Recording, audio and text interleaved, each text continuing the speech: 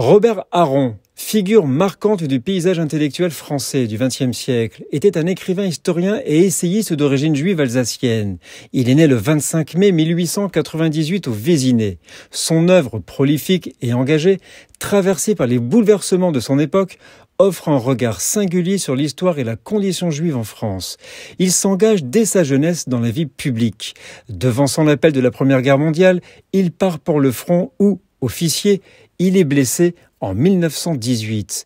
Son intérêt pour le judaïsme s'intensifie dans l'entre-deux-guerres, période où il collabore à des revues juives et s'exprime sur le sionisme et l'antisémitisme. Sous l'occupation, il s'engage dans la résistance. Il s'impose comme un intellectuel engagé, défenseur des droits de l'homme. Ses ouvrages, salués pour leur rigueur et leur lucidité, éclaire les zones grises de la période et interroge la mémoire collective. Néanmoins, l'historien Laurent Joly souligne que la thèse défendue par Robert Harron, selon laquelle le régime de Vichy aurait agi de manière complémentaire à la résistance et de Gaulle, est largement discréditée par la recherche historique.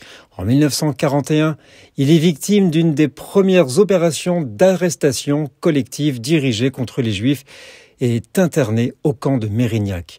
Robert Harron va, après 1945, consacrer une part importante de sa réflexion aux questions religieuses et au dialogue entre juifs et chrétiens.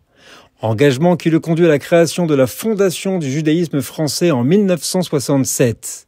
En 1974, il est élu à l'Académie française, reconnaissance ultime de son apport à la pensée française.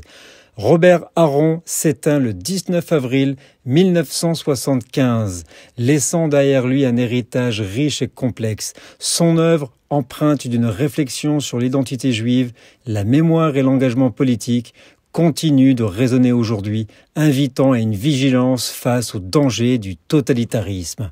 Nous sommes le 19 avril.